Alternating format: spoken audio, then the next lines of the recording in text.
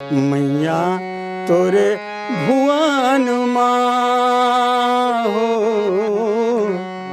मैया तोरे भुवन माँ हो, बोलत चिड़ैया ना हो, बोलत चिड़ैया ना हो।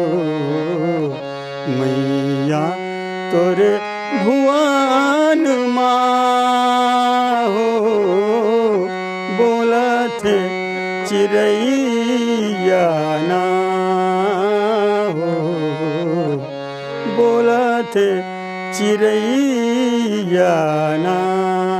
अब ये जस गीत हरे पिताजी से सुने रहे हों, ओला थोड़ा से रिफाइन करके, थोड़ा लोकगीत के प्रकार देके, थोड़ा से लोकगीत